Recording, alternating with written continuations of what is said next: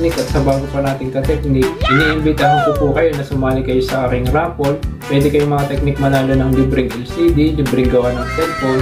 Mga technique ang gagawin nyo lang ay magko-comment kayo kung anong problema ng cellphone nyo at kung anong kailangan ng LCD. Pagka napili kayong mga technique doon sa ating raffle, pwede na kayong manalo ng libreng LCD at libreng gawa ng cellphone. Kaya mga technique, ano pang hinihintay nyo? Like, share, and subscribe. Lagay ko po mga technique yung link sa description. Welcome back mga technique sa aking YouTube channel. Yan mga technique, yan magkakabit tayo ng top-it cover na meron siyang lagay ng hose tsaka breather cover. Ito siya mga technique yan. Kakabit natin yan sa ating Mio Sporty. Papakita ko sa inyo kung anong magiging itsura niya kapag naikabit na natin at kung anong mga kakalasin para maikabit natin. Yan, bago mga technique, yung hose na gagamitin natin kulay red na transparent. Hindi yan yung order ko pero yan yung dumating. Kakabit na rin natin kasi na dito na. Tsaka na lang natin siya papalitan kasi parang hindi bagay yung red tsaka gold. Ito na mga technique, simulan na natin. Yan mga technique, yan. Kalasin lang natin tong tatlong tornilyo ng footboard dito sa may gilid malapit sa breather cover. Yan.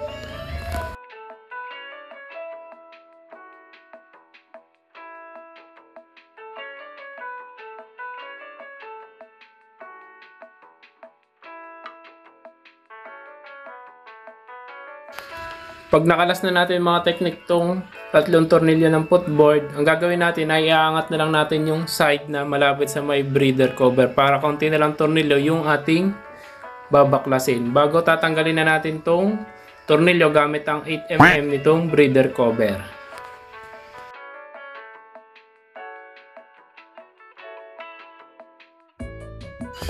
Pag natanggalan natin yung dalawang tornilyo, punta lang ako sa kabila at itulak ko ng flat screw para matanggal yung cover, yung breather cover natin.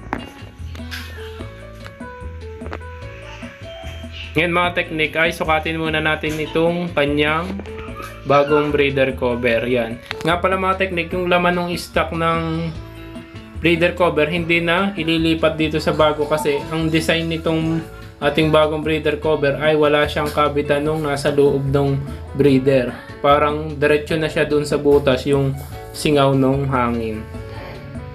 Yan. Kunin lang natin yung o-ring ng stock na breather, ilagay natin dito sa bago.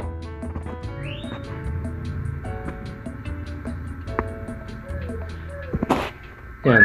Ayusin lang natin yung lagay ng o-ring para hindi siya tatagas.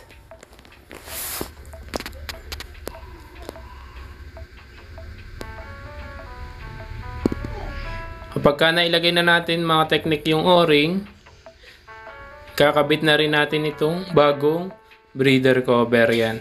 Inaalis ko lang yung mga pinagkatan sa gilid ng aluminum kasi baka doon sa loob ng makina natin magkalat. Baling kakabit nga pala natin dito ay gold bolts na kasi manipis naman yung lagay ng tornilyo ng bagong breather cover kaya abot na yung maliit na gold bolts. Yan mga technique, maglalagay tayo ng liquid gasket kasi yung ating o-ring ay luma na, galing lang din dun sa stock na breather para sure ball na walang tagas. Yan.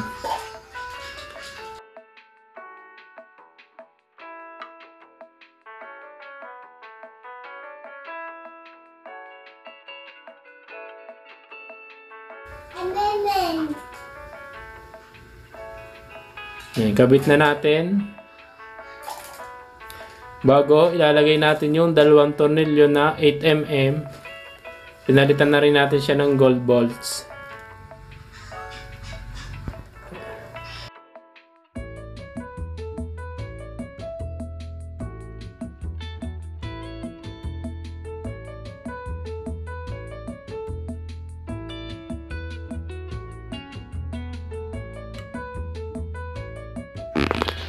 Yan, nakikabit na natin yung dalawang bolts niya. Punasan natin para malinis tingnan. Hindi kita yung lumampas na liquid gasket.